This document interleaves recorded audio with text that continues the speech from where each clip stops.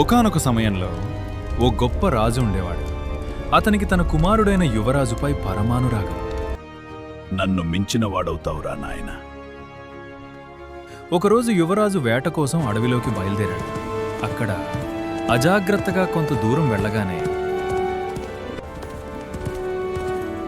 కొంతమంది క్రూరమైన అడవి మనుషులు యువరాజును చుట్టుముట్టారు. యువరాజు, ఎవరు మీరు? నన్నెందుకు అడ్డుకుంటున్నారు? నేను ఈ రాజ్యపు యువరాజును. అడవి మనుషులు, నువ్వెవరైనా, మాకు సంబంధం లేదు. ఇక్కడ మా వాటే శాసనం. ఈ రోజే నీ ప్రాణం పోతుంది. యువరాజు ఒంటరిగా ధైర్యంగా పోరాడాడు. కాని శత్రువులు ఎక్కువ మంది కావడంతో అలసిపోయి నేలకు కూలిపోయాడు. అదే సమయంలో అక్కడికి ముగ్గురు యువకులు చేరుకున్నారు. మొదటి యువకుడు, అరే చూడండి, ఎవరో యువకుడిని చంపేందుకు చూస్తున్నారు, పదండి కాపాడదాం. రెండవ యువకుడు, వద్దురా, వాళ్ళు చాలా మంది, మన ప్రాణాలకే ప్రమాదం.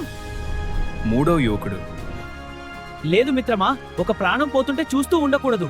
దేవుడు మనతోనే ఉన్నాడు. ముగ్గురు వీరులు ధైర్యంగా పోరాడి యువరాజును కాపాడి కోటకు తీసుకువచ్చారు. తదుపరి ఉదయం అన్ని విషయాలు రాజుగారికి తెలిసాయి. మంత్రి రాజుగారిచే చెప్పాడు, మహారాజా, ఆ ముగ్గురు యువవీరులే యువరాజు ప్రాణాలు కాపాడారు. రాజుగారు వెంటనే ఆజ్ఞ ఇచ్చారు, వెంటనే వారిని రాజసభకు తీసుకురండి. నాకు వారిని ప్రత్యక్షంగా చూడాలి. మరుసటి రోజు ముగ్గురు యువవీరులు గౌరవంగా రాజసభకు తెచ్చారు. రాజుగారు వారిని చూసి, మీ ధైర్యం ఈ రాజ్యం ఎప్పటికీ మర్చిపోదు.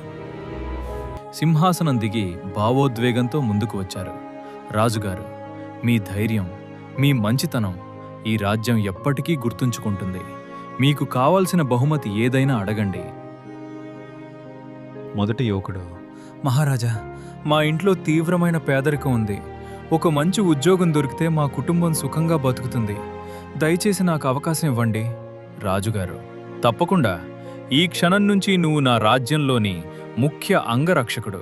నీకు మంచి జీతం, మంచి ఇల్లు, అన్నిటినీ రాజ్యం చూస్తుంది.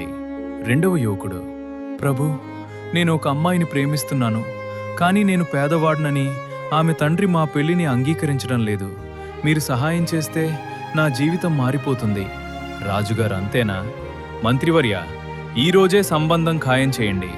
రాజ్యపు ఖర్చుతోనే ఈ యువకుడు పెళ్లి అంగరంగ వైభవంగా జరగాలి. రాజుగారు, మరి నువ్వేం కోరుకుంటావురా? బంగారం కావాలా? పొలాలు కావాలా?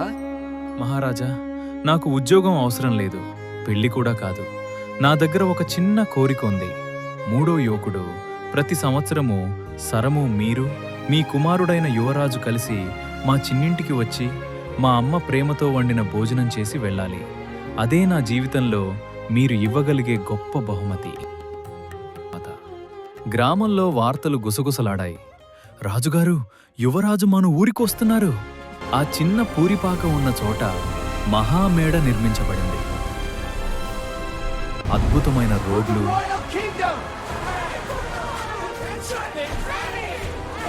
సైనిక భద్రత, అందమైన తోటలు, ఒక పేద ఇంటిపై ఆశీర్వాదాల వర్షం కురిసింది. అరే విన్నారా?